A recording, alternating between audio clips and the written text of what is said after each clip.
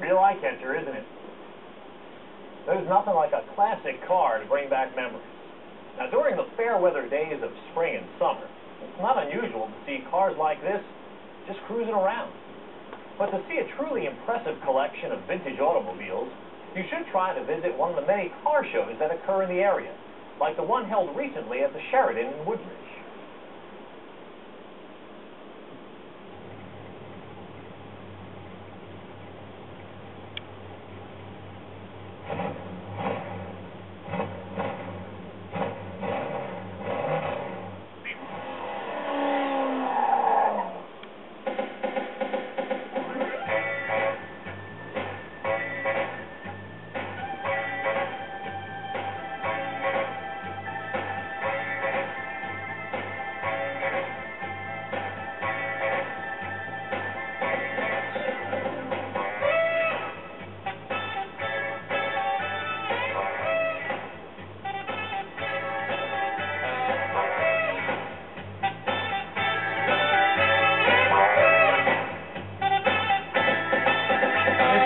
Is a competition between vehicles in regards to seeing the quality and workmanship that goes into each vehicle, in regards to each gentleman trying to get to the peak or to the top of his field in his category. Basically, they compete for a trophy. Judging show cars, it falls into two different categories as far as stocks and customs.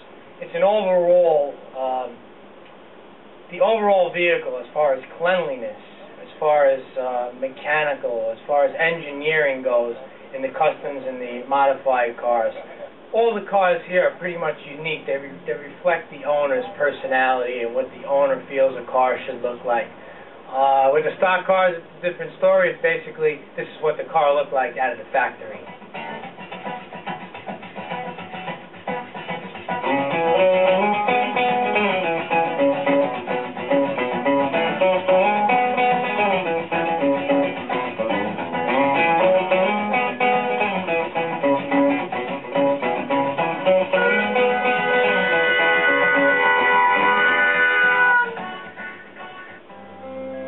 Okay, it's a 1958 Oldsmobile. I got it out of a junkyard in the Bronx in 1988. Originally, I bought it for a parts car for my cousin's car, and we found the engine was in good shape, so we started working on it. Every year we do this and that to it, trying to bring it along.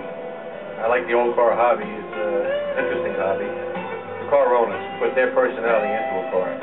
Like, this is a combination of my wife and myself. Like, you know, she picks out the colors, I pick out the interior, she adds little touches to it, I put little things onto it. It's both of us together. Money, we try to average about maybe $1,000 to $1,500 a year, you know, work on the car. Time, I'm still not done with it, got a lot more to go. I got my heart into this car, I wouldn't sell it for anything. Well, this car I bought in 1989. It was in rough shape when I bought it. There's a hole in the roof. The body was filled with water. Actually, it was covered with bees. I got stung the first time I got into the car. It took me 3 years to rebuild this car. I put everything new into the engine. The body I painted myself. The interior and chrome work I had done. It's basically a hobby. Well, basically, I did this car. I wanted to do a car for myself. So when I turned 50 years old, I said, what kind of car do I want to do? And I said, I want a convertible. So I did this. I built previous cars. I did a car for my daughter's wedding, a 52 Buick. This one I keep because I like it. I think it's one of my favorite toys. This little car is a 1919 Model T.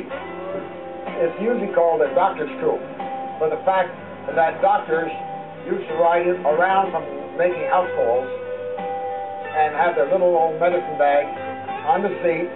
I was born in 1919.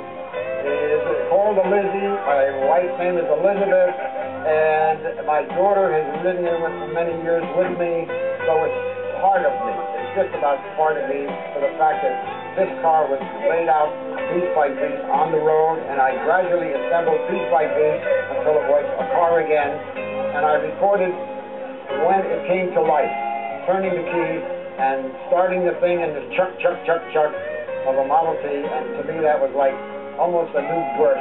So it's like in me and part of me.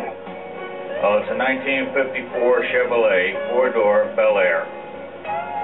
I originally bought the car 9 years ago. The story behind it is that everybody says you buy a car from a little old lady. I did. Since I was a kid, I loved old cars. But then when you get married, you know you get out of it. But I put my mind to it. I started back in on again. Like, you know, when you get into your 50s, you're back into your old childhood again. And that's what I did. Might as well say I'm back into my second childhood.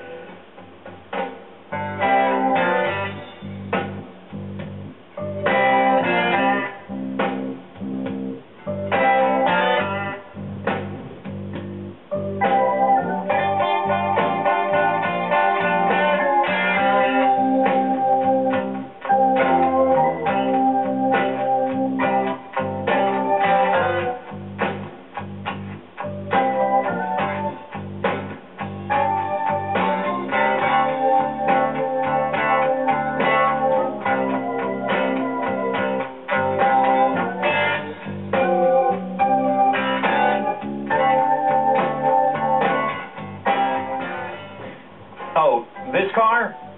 It isn't mine, but I can still dream.